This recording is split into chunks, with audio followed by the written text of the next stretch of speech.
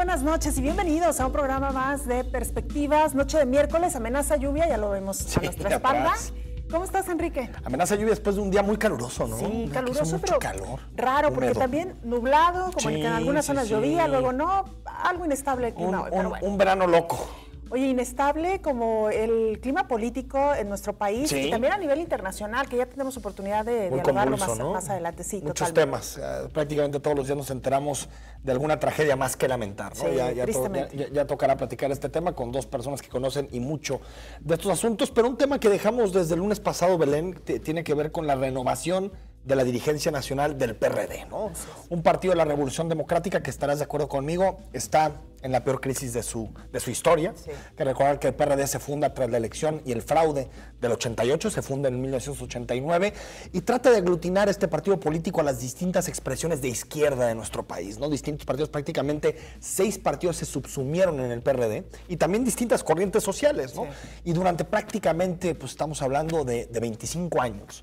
Durante 25 años ha ido de alguna forma avanzando, gobierna la capital del país, ha ganado algunos estados como Michoacán, como Zacatecas, tiene buena presencia en el sur del país. Y sin embargo yo diría, Belén, que tras la elección de 2012, la ruptura con Andrés Manuel López Obrador y después creo que un suceso que marca el PRD y que eso vendrá en los libros de historia, Ayotzinapa. Yo creo que Ayotzinapa, si a un partido golpeó, más que, al PRI al final lo termina golpeando clarísimamente, pero si de a corto plazo podemos hablar de un partido que surgió, que resultó, digamos, muy golpeado de esa crisis, fue definitivamente el PRD, que hoy vive su peor momento histórico. Sí, y lo decimos porque, bueno, ahí están las estadísticas, ahí están los resultados que han obtenido en los últimos comicios, tanto en Jalisco como en otras entidades a nivel nacional, ya ni se diga.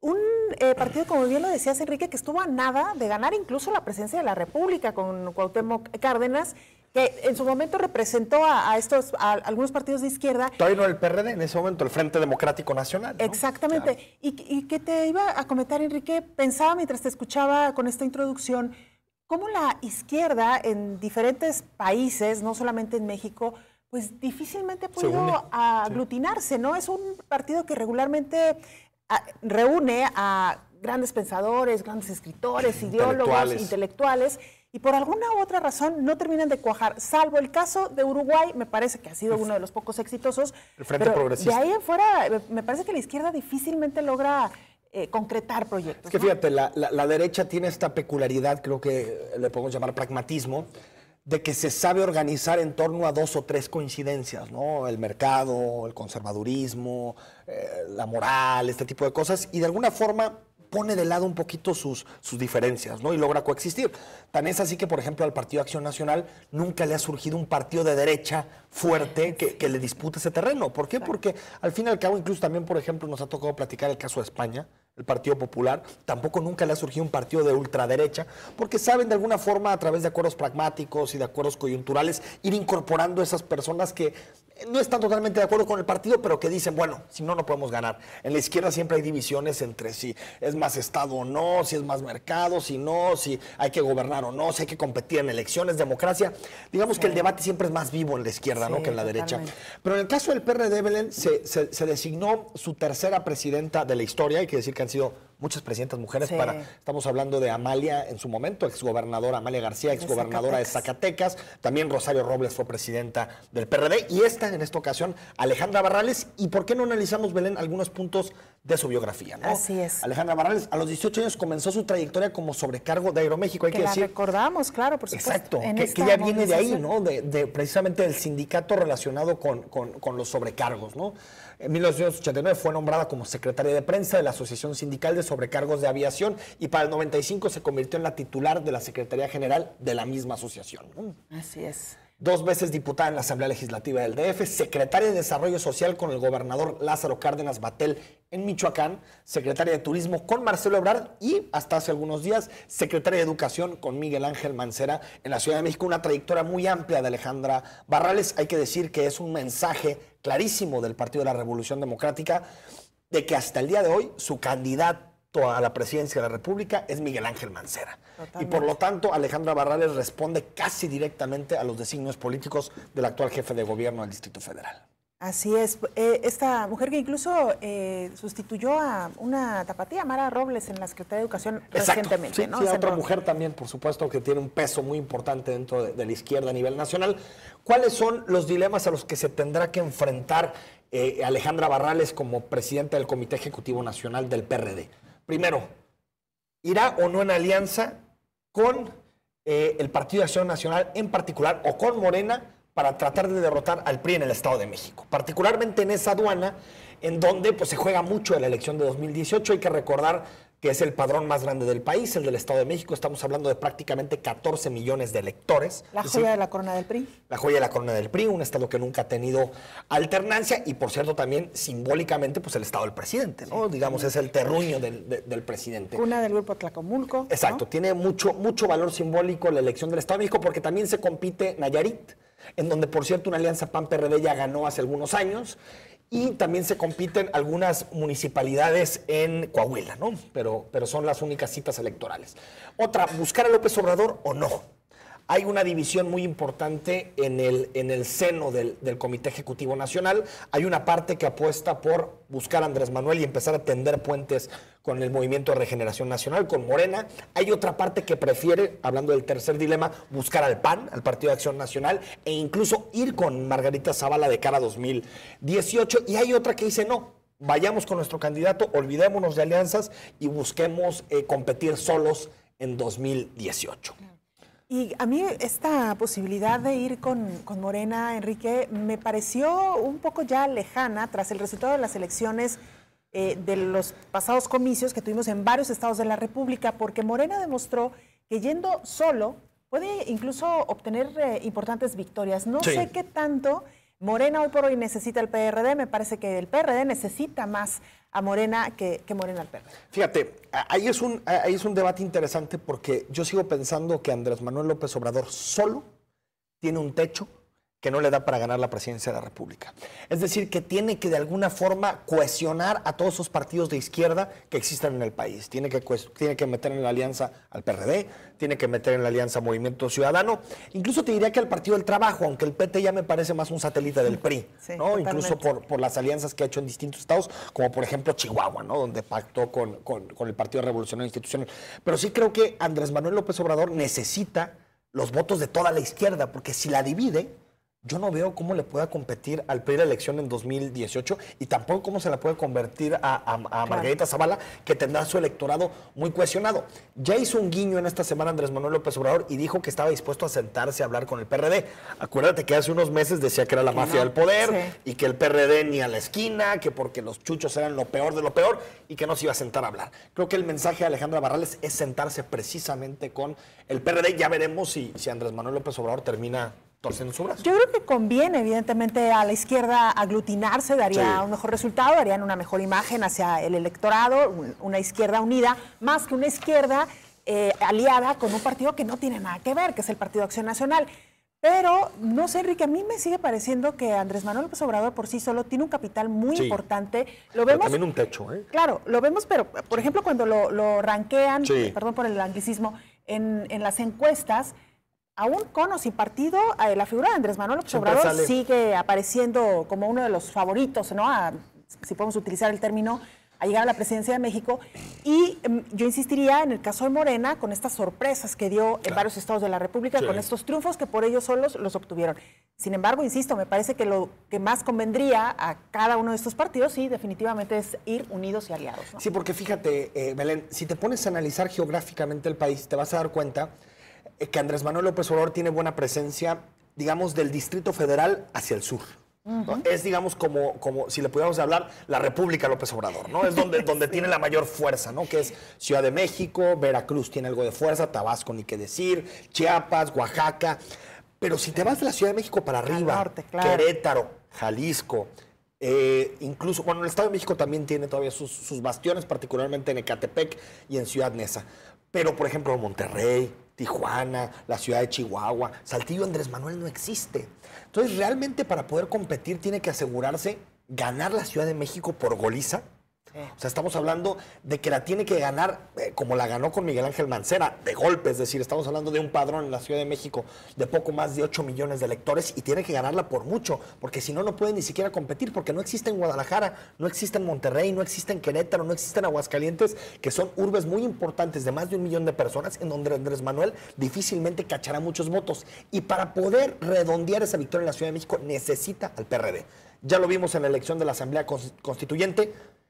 Morena gana, pero Morena gana por 2%, Belén. Sí. Tiene 31% de los votos y el PRD tiene el 29%. Si los juntas, estamos hablando de lo que obtuvo Miguel Ángel Mancera, 60% del apoyo popular. A lo que me refiero es que creo que fragmentando, incluso en los espacios donde tiene más fuerza Andrés Manuel, corre el riesgo de no poder retener buena parte de esa fuerza electoral. Sí, habrá que ver también qué pasa con los partidos de enfrente, con el Partido Acción Nacional, a quién terminan postulando y sobre todo qué tanto va a lastimar el proceso de selección del candidato del PAN a la presidencia de la República, precisamente el proceso, ¿no? Porque las fuerzas internas están bastante duras, digamos, hay mucho interés de cada uno de los aspirantes y no va a ser fácil la contienda al interior del PAN. Vamos a ver qué tan lastimados salen de esta contienda. Y el caso del revolucionario del PRI con pues Enrique Peña Nieto, que ya lo veíamos también, ¿no? Yo creo también, Belén, que la decisión que tome de alianzas el PRD en 2018 va a definir su futuro como partido político. Es decir, si termina pactando con el PAN, yo creo que va a terminar con una falta de credibilidad. Imagínate, Margarita Zavala, o sea, el calderonismo, lo que sucedió entre Calderón y la izquierda en su momento, ¿no? Y Margarita Zavala con un discurso profundamente conservador, de orden, que va en contra de todos los temas de las libertades, sean legalización de la marihuana hasta el tema del aborto, donde es clarísima su postura, ¿no? De criminalizar a las mujeres. A lo que me refiero es que creo que sería un error histórico, ¿no? Del PRD, por tal de evitar que no llegue el PRI, pactar con algo que es totalmente la antítesis del proyecto del PRD. Creo que si pacta con Morena, al final lo que pasará, Belén, es que creo que terminará siendo, y esa es también una decisión que tienen que tomar, terminará siendo un satélite de Andrés Manuel, de Morena, y que creo que al final la decisión va a ser si se mantiene la marca del PRD o se subsume dentro de Morena a partir de 2018, ¿no? Claro. Que eso yo también creo que es o sería una mala noticia también para la izquierda moderada, ¿no? Para el centro izquierda. Y una tercera opción, ir solos, te asegura prácticamente perder en todos lados. Sí sacar 6, 7, 8%, pero perder la capital.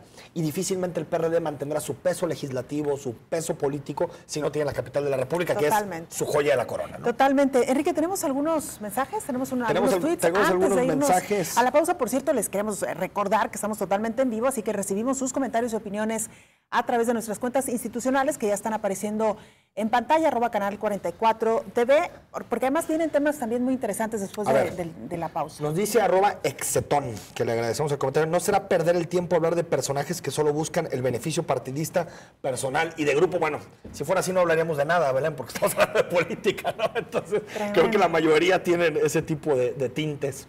Y nos dice Mario El Tirantes, Barrales es sinónimo de rateros. Es de lo que estamos hartos. Con el PRI tenemos impunidad, criminales y groseros. Bueno, también es cierto que en su momento Barrales estuvo vinculado al PRI, ¿no? Totalmente. Con el sindicato particularmente. Y que lo decíamos, Enrique, el lunes, con este perdón, entre comillas, que pide Enrique Peña Nieto, también hasta dónde nos está revelando ya pues la baja popularidad que tiene él como presidente y su partido, ¿no? De cara también a este 2018. Totalmente, a 2018. Bueno, vamos a la pausa, regresamos para hablar de Turquía, para hablar de Francia, para hablar de terrorismo, para hablar de Siria, para hablar de la convención en Estados Unidos. Muchísimos temas muy interesantes.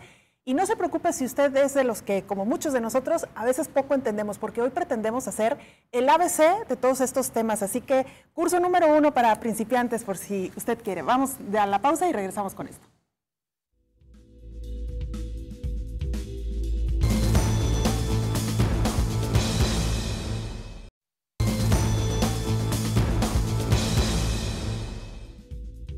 Estamos de regreso en Perspectivas, más participación de nuestro amable auditorio. Belén, nos dice Araceli Hernández G, que ni gane AMLO, otra Venezuela no Gracias. Bueno, se me hace medio exagerado, ¿no? Pensar que Andrés Manuel nos llevaría a una nueva Venezuela. Ahora... Bueno, para empezar, estamos tan cerca de Estados Unidos. Mira, hoy que tenemos internacionalistas, sí, aquí nos dirán su opinión. Pero yo creo, Belén, que el tema de Venezuela hay que verlo de forma crítica. Si bien hay muchas regresiones en términos democráticos, clarísimos, en términos de libertad de expresión, también hay que ver los datos económicos, toda la gente que salió de la pobreza, el alfabetismo. Yo creo que es un asunto de Venezuela que polariza, pero que tiene que ser visto en su conjunto, ¿no? También nos dice otra vez Exeton, gracias a ustedes que por medio de este programa y otros ejercemos plenamente nuestra libertad de expresión. Bueno, aquí se lee todo siempre, ¿no? Abiertísimas nuestras redes sociales siempre y además puntualísimas para poder expresar a través de estas cámaras y micrófonos lo que nuestro auditorio comenta. Enrique, lo decíamos ya, el pasado 15 de julio, un golpe de Estado fallido que nos tomó pues a muchos por sorpresa, ya nos lo dirán también los expertos, los medios internacionales, medios nacionales, rápidamente comenzaron a informar sobre este fallido golpe de Estado y la figura central, digamos, de este acontecimiento pues fue precisamente el presidente de Turquía, Recep Tayyip Erdogan, mejor conocido tal cual como Erdogan, es como lo hemos venido conociendo en estos últimos días. ¿Quién es Erdogan? Antes de presentar a nuestros invitados, si les parece, vamos introduciendo un poco el tema para conocer un poco más de este personaje. Hemos descubierto a través de leer algo acerca de él, que tiene pues algo así como luces y sombras. Ya decíamos cuál es su nombre completo, él nació en Estambul en 1954, fue el primer presidente de Turquía, ese es un dato importante, en ser electo por el pueblo con el 52% del voto popular, en lugar de ser designado directamente por el Parlamento, como anteriormente ocurría. También fue alcalde de Estambul, y fíjate, como alcalde de Estambul, bueno, tenía 40 años cuando llegó a la alcaldía, consiguió fama de buen gestor, serio, eficaz, y en lugar de imponer algunas leyes islamitas acorde a la ideología de su partido, pues se mostró un poco más abierto. Modernizó infraestructura, transporte público y recolección de basura. Hay que decir que estuvo preso en 1999 por haber recitado un poema en el que comparaba a los minaretes de las mezquitas con bayonetas y a las cúpulas con yelmos. Y en 2002 funda el Partido Justicia y Desarrollo. ¿Cuáles son algunas de las sombras que envuelven a Erdogan? Bueno, pues en los últimos años sus políticas tiran más hacia el tinte de moral pública. Ha permitido que las mujeres lleven el pañuelo islámico en los cargos públicos, algo que ya se había derogado. Anunció una cruzada contra el consumo de alcohol. Ha comparado el aborto con masacres. Pidió que cada mujer tuviera un mínimo de 3 hijos y ha anunciado que prohibirá que jóvenes de ambos sexos compartan departamento. Durante su gestión, hay que decirlo también, periodistas turcos han sido investigados y llevados a juicio, mientras que los corresponsales sufren acosos y algunos han sido deportados, según han reportado algunos medios internacionales. Con esto, le damos la bienvenida al Hassan Haidar, internacionalista, profesor del TEC de Monterrey. Al-Hassan, bienvenido. Muchas gracias, Belén, muchas gracias. ¿Así, Al-Hassan? Al-Hassan Haidar. Muy bien, bueno, lo segundo no lo voy a tratar de decir porque muchas gracias. Pero gracias, Al-Hassan. Y muchas gracias, Enrique. Jaime Tamayo, investigador académico de la Universidad de Guadalajara, maestro, bienvenido. Muchas gracias, un gusto estar aquí con ustedes de nuevo. ¿Qué tan cercano o lejano es esta radiografía que hemos hecho de Erdogan? A ver, yo creo que en primer lugar estamos frente a una personaje, yo desde mi punto de vista es la segunda personaje más importante de la historia contemporánea de Turquía después de Kemal Atatürk. Eso es algo clarísimo. Yo creo que como cualquier líder carismático, hay que reconocer que estamos frente a un líder carismático que después de 40, 50 años de una influencia militar desde el 23 hasta los 90, llegó Erdogan, gobernó Estambul, y hay que reconocer que a partir del 2002 Turquía estaba dentro de los 40 países económicamente a nivel internacional, llegó hasta los 16, hasta el quinto dentro del G20, el ingreso de los turcos aumentó más de 30 veces. Algo también es muy importante, Turquía con Erdogan empezó a tener como fortalecer su posicionamiento estratégico, donde él logró decir ese mensaje al occidente: tú quieres comunicar con el oriente, conmigo, yo soy el enfrentador. Exactamente, ese es el punto. Y algo también es muy importante, y hay que reconocerlo, que fui también 4 veces electo democráticamente, porque tiene algunos créditos y sobre todo el avance social, el avance económico. Pero por otro lado también tiene eso es como lo que yo llamo como a las partes críticas y sobre todo como un poquito como llevar el Estado turco un poquito a la islamización, por un lado. Por otro lado, inició un proceso de paz con los kurdos Después ese proceso no funcionó y empezó otra vez la guerra. También esa parte, también lo que dicen algunas inteligencias occidentales, que él por un tiempo como no apoyó, desde mi punto de vista no apoyó a Daesh, lo que es ISIS, sino facilitó como el flujo puede ser de arma o de una forma cerró los ojos, digamos. Exactamente, pero hay que también reconocer que estamos en una zona del Medio Oriente tan compleja, una guerra civil, un caos en Irak desde el 2003 hasta ahora, una guerra civil en más de 14 países involucrados en Siria. Tenemos también un país rodeado por potencias, ahí está Irán. Entonces, por eso también, como esa política con Ahmad Dawood, que era el primer ministro, usaba una estrategia que se llama zero problem, cero problema. No queremos tener ningún problema con los vecinos, fracasó y de repente, en 2016, Turquía no tiene amigos. Entonces ahí todos son enemigos, todos relaciones tensas, y ahí de una forma Erdogan decidió un cambio radical en sus políticas exteriores con Rusia y Israel. Eso también, Jaime Tamayo, sí, lo consintió Europa, porque decía, pues mejor que los problemas los paren los turcos, ¿no? Bueno, son varias cuestiones. Una, Turquía es la segunda potencia militar, prácticamente, en términos del ejército, de la OTAN. De la OTAN, ¿sí? claro. Ha sido el instrumento desde la Guerra Fría más beligerante, digamos, en la amenaza en su momento contra la Unión Soviética y, bueno, en algún momento contra algunos otros de los países, en este caso, por ejemplo, con Irán, en su momento, o países que la OTAN y particularmente Estados Unidos pues ve con mucha, como enemigos, ¿no?, de alguna manera. Erdogan, además, efectivamente tiene una serie de políticas que le permitieron generar un apoyo social importante, pero es un personaje que divide Turquía, o sea, es un personaje que es o apoyado y efectivamente querido por un sector y odiado y repudiado por otro. Esto, ¿por qué? Entre otras cosas porque él está tratando de recuperar, se le señala incluso vinculado a los hermanos musulmanes, se está tratando de recuperar el Islam como una forma de expresión política y habría que ver hasta dónde en el fondo hay quienes lo acusan de estar planteándose la otomanización de Turquía nuevamente, es decir, reconstruir la gran Turquía y extenderse, el Imperio Otomano, que existía hasta antes de la Primera Guerra Mundial, que había tenido un proceso de expansión muy amplio, que después tuvo una crisis y que, bueno, terminó disolviéndose como varios de los imperios después de la Primera Guerra Mundial. Solo el ¿no? contexto para decirle a la gente, sí, Jaime, que Turquía es un estado no confesional, diferencia de lo que bueno, sucede en eso el es a lo que iba. Que es un tema clave. Eso es a lo que iba. Turquía, cuando surge ya como Turquía, se viene un movimiento que se ha comparado mucho con la Revolución Mexicana, por cierto, tiene su relación. que de alguna manera implicó la laicización de Turquía, o de este espacio que antes era el Imperio Otomano, digamos, o el centro del Imperio Otomano, eliminó primero la imbricación que había con el califato. Bueno, el califa era a la vez la autoridad política y religiosa, y después modificó toda la estructura cultural y social vinculada con este modelo islámico. ¿Cómo? Por ejemplo, se establecieron hasta cambios en la escritura, ¿sí? Se cambió del árabe a la escritura latina, se prohibieron una serie de prácticas desde el velo hasta expresiones religiosas más, digamos,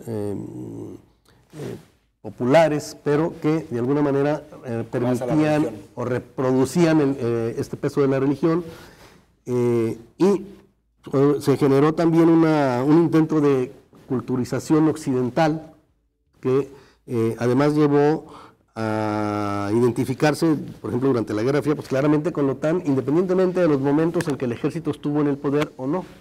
Hay 4 golpes de Estado anteriores en Turquía, y en ese sentido el ejército siempre ha estado al final aliado con la OTAN o con Occidente en el caso de esta situación. Entonces, tenemos estos elementos, luego tenemos, efectivamente, no es una forma violenta o extrema de islamización, es una manera gradual, pero finalmente va a lo mismo, a la imposición de las reglas religiosas islámicas hacia el Estado turco en el mediano o largo plazo. Esa es la idea que parece estar detrás de Erdogan, perdón. Y finalmente hay que decir que sí se le ha señalado vínculos con Daesh o el Estado Islámico, como lo conocemos más bien aquí, y que están documentados de varias maneras. Una, hay fotografías de su hijo con algunos empresarios que son de los que transportaban el petróleo que el Estado Islámico hacía llegar a Siria y de ahí hasta Bulgaria. ¿Sí?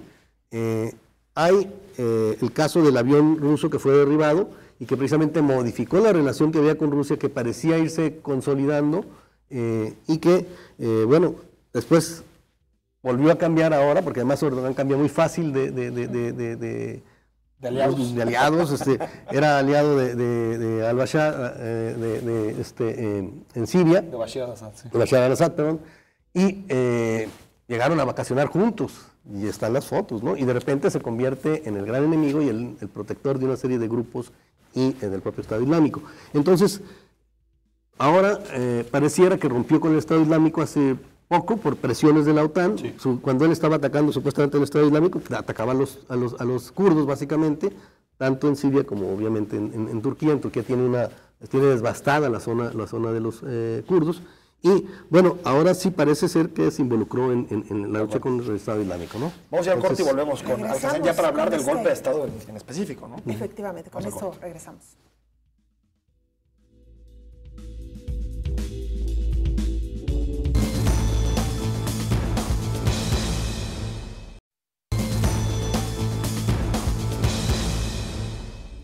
Estamos de regreso en Perspectivas. Al-Hassan, nos quedamos contigo con el tema del golpe de Estado en particular. ¿Quiénes fueron los que gestaron este fallido golpe de Estado? Muy bien, en primer lugar hay que reconocer que es un golpe de Estado clásico de la Guerra Fría. Claro. Donde tú, para que controlas un país, tú llegas, controlas la estación de radio o la televisión, haces tu primera declaración. Número 2, tú vas a las ciudades más grandes, controlas los puentes y entras y llevas a los armas, los tanques ahí, y ya de una forma así ya es el Estado es bajo el control. Salió en el Times un título muy importante diciendo una llamada de FaceTime terminó con el golpe de Estado, donde Erdogan, a través de su avión, ahí estaba con el CNN, llamó a la gente, salen a las calles para proteger la democracia. Entonces, yo creo que, en primer lugar, esos tipos de golpe de Estados en ese momento ya no van a funcionar.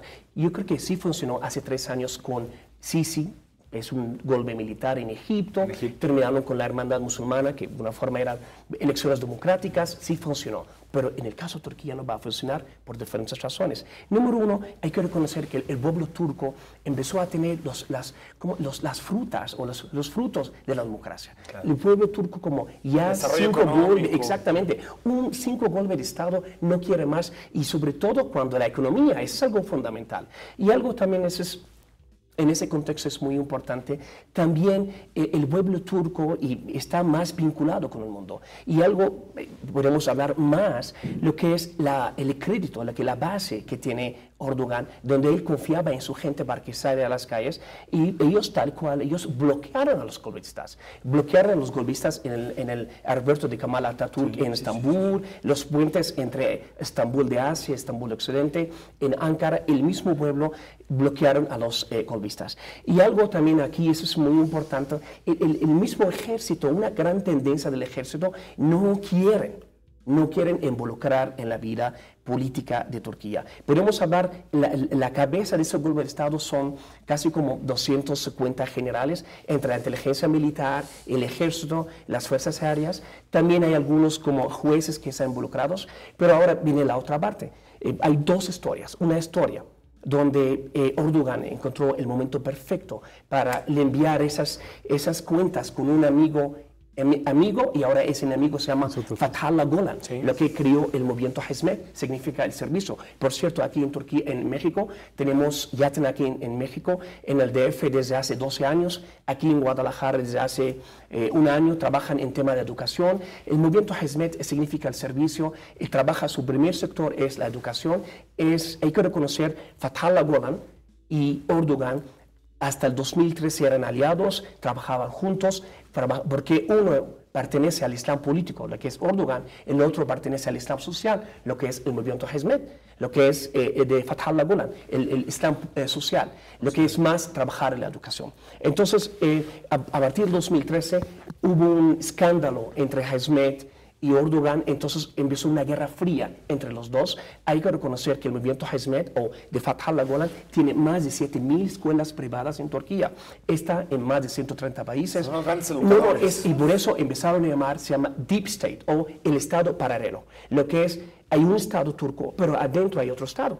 Entonces para Erdogan fue el momento perfecto. Pues ya es el momento para empezar a hacer una limpieza. Y justo hoy declaró el estado de emergencia, 3 meses, entre 3 días hasta ahora ya son más de 22.000 personas suspendidos de sus trabajos en la educación, en la justicia y también en el ejército. Entonces ahí es como la presión o es la postura del gobierno. Ahora vamos a la postura del movimiento Hizmet y de una forma hacemos las conspiracistas o la postura de conspiración, diciendo que es un show, todo fue un show organizado, preparado por Erdogan para encontrar un momento y la excusa para hacer esa limpieza. Entonces, alguien dice que es una obra, fue organizada, y sobre todo los de Hizmet, que por el gobierno turco, para que él encuentre la excusa para que de una forma pueda hacer limpiar ese país.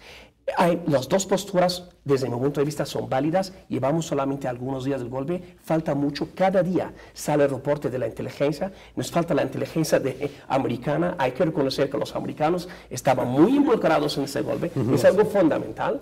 Y es algo también, podemos entender que Turquía en ese momento no puede caber para dos. El movimiento Hizmet o Erdogan. Y parece que toda esa tendencia, todos esos acontecimientos están a favor fortaleciendo a Erdogan. Absolutamente. Pero nada más mencionar también que además de esta limpieza de la que se ha hablado, también se ha dicho que se aprovechó el momento para volver a debatir el tema de la instauración de la pena de muerte, ¿no? Exactamente. Aquí solamente es muy importante. Entrar a la Unión Europea ya es algo muy atrás de Erdogan, ya no se ha interesado. Sí, era la cosa para que, si tú no quitas esto, no, Erdogan ya no se ha interesado en entrar, Erdogan ya tiene otros planes, hasta hay que reconocer, Erdogan empezó a hacer una gira estratégica en sus políticas regionales, con Turquía, con Israel y con Rusia, y hay que reconocer, la Casa Blanca y Ankara están en los peores momentos. Claro. La desconfianza es máxima y sobre todo cuando la CIA está apoyando a los kurdos en Siria para declarar una federación, un Estado, y los mismos kurdos son los enemigos del Estado. Claro. Jaime. Bien, bueno, creo que es claro que independientemente de que el golpe de Estado sí tiene una cierta base, no es el primer intento, ya había habido un intento anterior, hay militares que habían sido procesados, estaban en la cárcel, en el ejército hay un sector muy importante laico, el que había sido ya bastante hecho a un lado, y precisamente aliado o exaliado de Erdogan había jugado un papel muy importante de penetración en el ejército y en otros espacios, por eso se habla de esto del Estado paralelo, efectivamente, y sobre todo el Poder Judicial y la policía. Pero Erdogan tenía, y parece que tiene, bastante control sobre la policía política, sí. Lo que algunos la inteligencia, el aparato de inteligencia. Tanto así que, por ejemplo, cuando se dio a conocer por periodistas que estaban siendo enviadas armas a los terroristas en Siria, a yihadistas, y fueron encarcelados precisamente por Erdogan, y era el aparato de inteligencia el que hacía el traslado de estas armas, no el ejército, ¿sí? El golpe de Estado, digamos, en ese sentido, tiene ciertas bases. El documento que dieron a conocer habla de recuperar los derechos humanos, que sí están siendo muy vapuleados, los bombardeos simplemente sobre la población kurda, el rompimiento del acuerdo de manera unilateral, porque además fue Erdogan el que rompió prácticamente estos acuerdos que estaban llevando en las pláticas con los líderes del Partido del Trabajo kurdo, para finiquitar la guerra y darles algún espacio importante de autonomía. Todo esto, pues también generó una serie de elementos de malestar. Sin embargo, el otro elemento es que hasta dónde todo esto fue impulsado, promovido o permitido para lo que Erdogan dijo prácticamente el día del golpe de Estado. Sí. Esta es una bendición de Dios. Claro. ¿Y cuál es la bendición de Dios? La que le permite meter a la cárcel a 6.000 militares destituir 103 generales. Fíjate, en México tuvimos una rebelión militar que se rebelaron 2/3 partes del ejército, que Obregón derrotó y que costó mucha sangre. Y fueron 103 militares los que se descabezaron en la cárcel, muertos o exiliados, etc. Acá, en un día, prácticamente lleva a la cárcel a 103 militares, descabeza buena parte del ejército, acaba con el sector que él consideraba no afín del Poder Judicial, una lista que estaba preparada, que la Unión Europea, más allá de quienes puedan ser conspiracionistas, etc., la Unión Europea ha protestado porque esa lista ya existía. Estaba preparado el terreno para encarcelar a estos personajes. Y en el caso perfecto. Pues sí, entonces se meten en la cárcel fiscales, se meten en la cárcel jueces, obviamente pues varios de los líderes militares, se tortura, por supuesto, se ve la fotografía de cuando sale y habla de esto el jefe, el que había sido jefe de Estado Mayor. Bueno, hay 14 buques, se dice, por lo menos ayer, en el mar, que se retiraron de Turquía armados porque, bueno, pues tienen temor, digamos, no se atreven ni siquiera a rendirse, ¿sí? Es decir, pareciera que hay una represión muy violenta y en la búsqueda de un apoyo social para la pena de muerte de manera retroactiva, ¿no? Obviamente esto, pues sí, cancela cualquier vuelta a la Unión Europea. Ya había habido un reacercamiento, un intento de reacercamiento con Rusia, entonces va a volver a voltear, digamos, hacia otro espacio. Bonita, ¿no? Claro. Alguna vez tuvo interés de penetrar mucho en Asia Central, no le funcionó en las repúblicas soviéticas, pero bueno, seguramente va a voltear otra vez la vista hacia esta zona, ¿no? Bueno, bienvenidos a los golpes de Estado en Medio Oriente. Es el Medio Oriente, compañero. Tremendo. Es otro contexto. Sí. Estamos hablando del Medio Oriente, donde estamos hablando más de 20 inteligencias militares trabajando. Yo estuve en Turquía. Para entrar a Turquía, si tienes un pasaporte americano, un pasaporte extranjero, todo es un mundo de inteligencias, es un mundo de intereses. Hay que reconocer, desde mi punto de vista, el gobierno de Erdogan. Yo no estoy tal y cual demostrando las partes de postura como positiva. Los mismos kurdos, los mismos kurdos, en la misma noche del viernes salieron, no es a favor de Erdogan, a favor de la democracia. Eso es algo fundamental. Está utilizando la democracia, Erdogan, para derogarla. Eso es lo peligroso, ¿no? Sí, o sea, defiendan la democracia y yo la derogo. Bueno, ese es el punto. Que es nacionalistas, kurdos, popularistas, los islamistas salieron todos contra los militares. Y dicen, a ver, la única forma para derrotar al gobierno es las elecciones. Ganas las elecciones y derrotar al gobierno. Él ganó las últimas 52. A ver, eso es algo clarísimo. Eso es algo claro. Algo también eso es muy importante en esa relación, con Daesh o con los kurdos. A ver, Turquía por su lugar, por el geoestratégico, por su frontera, que son 900 kilómetros con Siria, por su frontera con Irak, tenía que, de una forma o de otra, dialogar con esos subgrupos.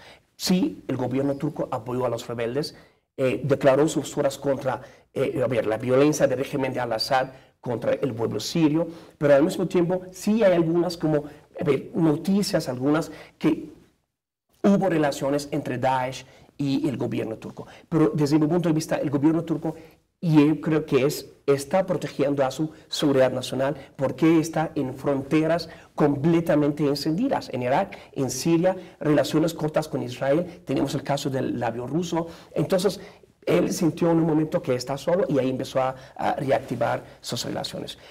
Algo también en ese contexto, yo creo que la desconfianza, yo creo que hay países europeos estaban casi convencidos que ese golpe de Estado puede llevar el fin de ¿quién? De Erdogan. Por eso ellos tardaron más de como algunas horas de declarar su rechazo al golpe. Y entonces ahí está la cosa. Entonces pensaron, el ejemplo egipcio va a funcionar en el caso turco, no va a funcionar, porque es otro contexto. Es otro contexto, es otras relaciones, es otro contexto social, político y económico. Y también es otro tipo de soberanías. Vamos al corte y también por eso el vacío informativo de muchas horas, ¿no? Sí. Que todos nos preguntamos si quién está detrás y veo periodistas de allá y no saben. Tenemos que ir al corte, Jaime, y regresamos platicamos del tema. Con el tema. Vamos.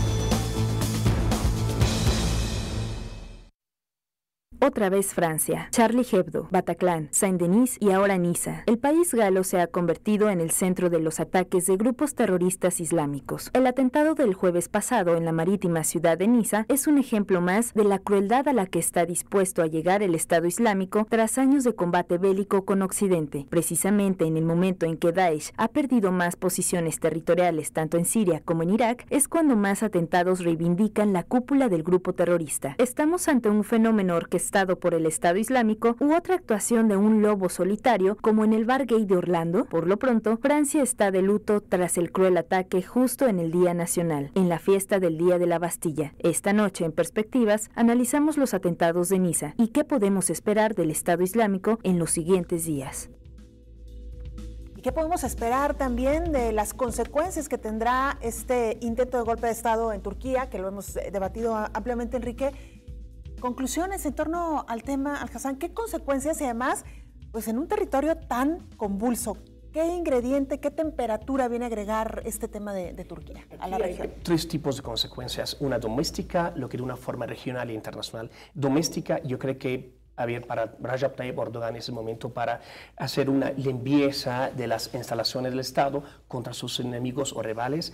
Algo también puede que afectar, bueno, la economía turca está afectada desde hace 2 años, por cierto, y no desde solamente ese golpe de Estado. Y algo también es posible que va a tener el acercamiento entre los kurdos, el gobierno turco va a estar más difícil, puede ser que el promedio de los kurdos va a aumentar más. Eso a nivel doméstico. A nivel regional, yo creo que Erdogan salió ganado frente a algunos gobiernos, frente al gobierno de Irán, a los iraquíes, a los sirios, al gobierno de Sisi en Egipto. Entonces yo creo que eso va a fortalecer un poquito su posicionamiento regional. Pero hay que recordar que también de una forma Erdogan entiende hay algo mal dentro del Estado. El golpe de Estado pasó por algo. Y a nivel regional, a nivel internacional, yo creo que para Erdogan, él va a esperar quién va a estar en la Casa Blanca en el 2017. Es algo clarísimo. No va a hacer muchos cambios. Él pide que la entrega de Fethullah Gulen, que tiene que ser inmediata, pero yo creo que el gobierno de Obama no va a hacerlo, no va a hacer ese trabajo, va a dejarlo para Hillary o Donald Trump. Eso es algo muy claro. Hay un divorcio, vamos a llamarlo temporal, entre Ankara y la Casa Blanca, y quien va a llegar en la Casa Blanca en el 2017 va a arreglar esas relaciones. Vamos a esperar una luna de miel entre Putin y Obama y sobre todo en el caso de Siria, porque es un caso muy clave para Turquía. Bueno, yo sí creo que este golpe, por un lado, va a acelerar el proceso de Estado autoritario hacia el que ha apuntado. Una regresión clarísima, ¿no? Clarísima. Los periodistas que denuncian cualquier cuestión son perseguidos, y no solo los turcos, sino los extranjeros, y no solo los extranjeros, sino los que lo hacen en su país, como en Alemania. Claro. No se puede ya hacer una caricatura de Erdogan, porque entonces viene y te demanda, ¿no? Luego, me parece que viene un proceso de una mayor ruptura interna social, no solo por el asunto del Islam, que sí hay hay una Turquía laica y hay una Turquía islámica. Y esto está manifestándose cada vez más. Es decir, Erdogan se encargó de darle fuelle a esta división, ¿sí? Desde su primer acto, cuando asumió como primer ministro, él en aquella ocasión lleva a su esposa con el velo, violando la ley claramente, ¿sí? En fin, me parece que eso va a ser un factor que se va a sumar, obviamente, a lo que señalaba Sam de los kurdos. Me parece que efectivamente lo de los kurdos cada vez más se va a deteriorar el conflicto. O sea, mayor conflicto. Absolutamente. En eso estaría de acuerdo. Me parece que definitivamente sí va a haber, yo considero, probablemente sí habrá en algún tiempo un nuevo golpe de Estado. ¿Por qué? Porque el ejército está muy lastimado.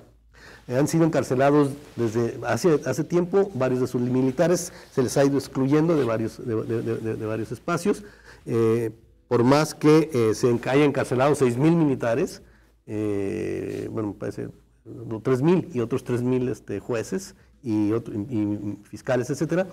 Pues esto no va a ser suficiente, porque esto también va generando resentimientos internos en una estructura que generalmente los ejércitos tienden a tener un espíritu de cuerpo, de unidad. Claro. No es tan fácil que acabe con ellos.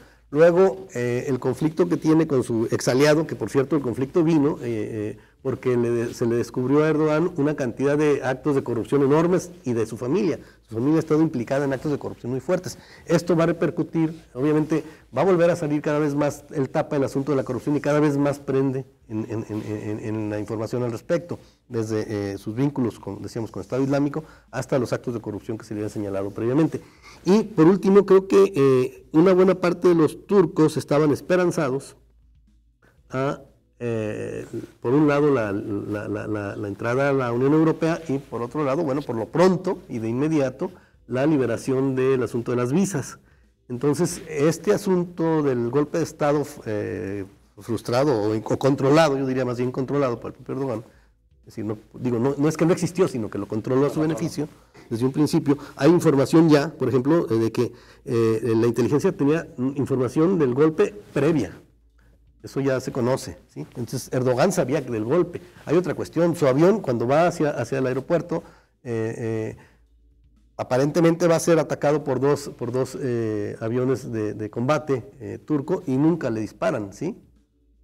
Al contrario, pareciera que al final lo protegen. Y el último elemento es que de alguna manera podríamos decir que Erdogan va a activar una política, digamos, de terror de Estado, de terrorismo de Estado, si empieza a aplicar la pena de muerte efectivamente de manera retroactiva, que es lo que está buscando, ¿no? Claro. Entonces esto va a generar obviamente el que sea cada vez más visto como un dictador. Nos quedan 3-4 minutos, Alcázar. Sí, a ver, número uno es adiós a los golpes de Estado. Es done. Hay que reconocer esto porque el ejército, si intenta hacer otro golpe de Estado, va a perder su legitimidad. Eso es algo muy importante. Eso, de una forma de análisis, a ver, Erdogan desde hace 14 años cortó las uñas de los militares. Él tiene la policía especiales que de una forma controla el país. Entonces, ese es algo fundamental. Es el último golpe de Estado por el ejército porque es a punto que el país era a punto que el país entra en una guerra civil y los militares se dan cuenta de esto. Entonces, hay que reconocer que esos tipos de golpes de Estado no más, el ejército cada vez va a retirar de la vida política, los camelistas o los laicos turcos del ejército van a estar solamente en sus lugares militares. Pero eso decíamos de Egipto, ¿no? No, en Egipto es diferente. En Egipto es diferente. No, en Egipto es diferente. Tenemos en Egipto un país con Jamal Abdel Nasser, Anwar Sadat, Hosni Mubarak. Venían los hermanos musulmanes solamente un año. Egipto es una democracia pequeña. No sé si democracia. No, exactamente, no.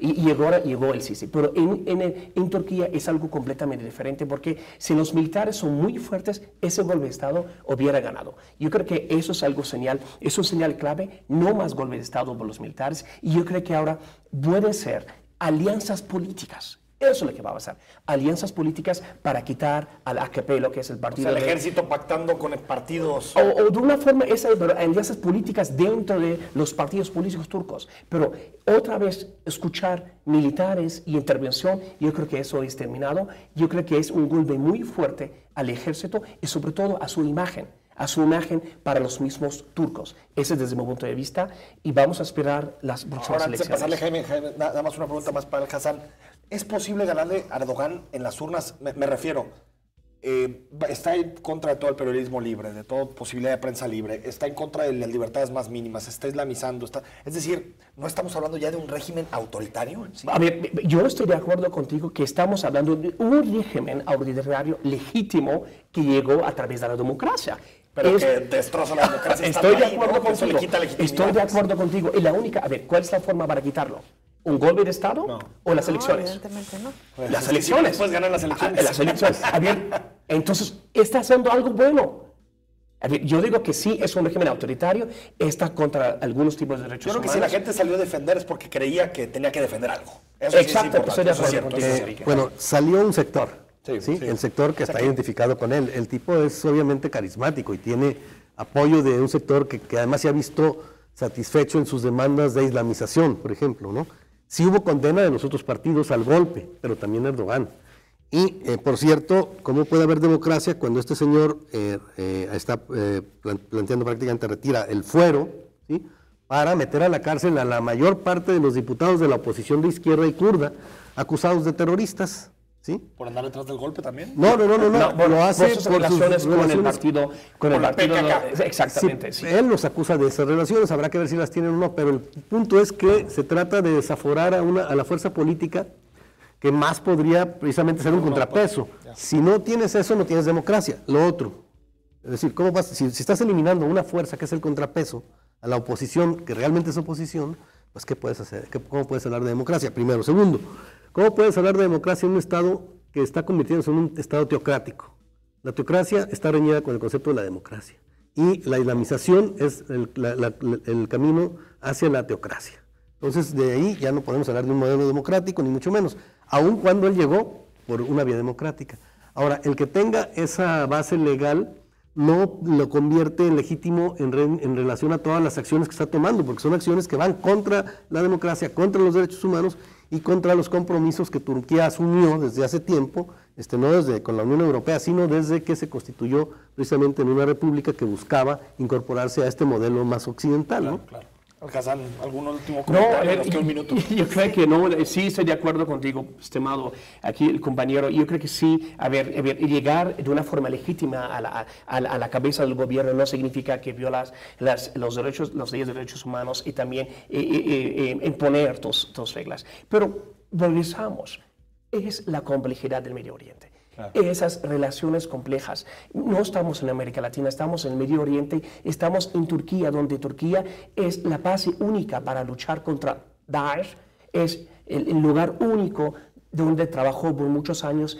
¿Quieres comunicar con los árabes? ¿Quieres comunicar con los musulmanes? Ven y comunicas conmigo. Entonces, yo creo que el contexto es completamente diferente y yo creo que para Erdogan, para él está haciendo todo para proteger, se llama la seguridad nacional del país. Él acaba de hacer una entrevista en Al Jazeera, dijo, todo lo que estoy haciendo, la ley de emergencia de 3 meses es para proteger a la seguridad nacional del país y yo tengo el derecho, porque ese derecho tengo la autorización del pueblo turco. Sí, eso puede ser correcto o puede ser no es correcto. Bueno, pues prácticamente estamos concluyendo ya esta emisión de Turquía, perspectivas. Hoy, sí, vamos a ver 2 temas importantísimos, los atentados en Niza y por qué Francia está siendo tan atacada, por lo menos en el último año y medio. Ya tendremos oportunidad de charlar de nueva cuenta con ustedes. Y el tema de la convención de los republicanos, muchos temas que se nos quedaron en el tintero. Esto nos compromete a retomarlo, ¿no? Esa convención de payasos, ¿no? La de los republicanos. Gracias. Muchas gracias. Muchas gracias. Igualmente, muchas gracias. Y nos visitan otra vez, ¿no? Para el tema de con mucho gusto y sobre todo el tema de lo que nosotros llamamos ahora los lobos individuales. Esos niños. Lobos solitarios. Exactamente, que nadie sabe de dónde salen y empiezan a hacer esos actos. Muchísimas gracias a ambos. Todo se complica. Buenas noches. Gracias a usted. Muy buenas noches. Gracias.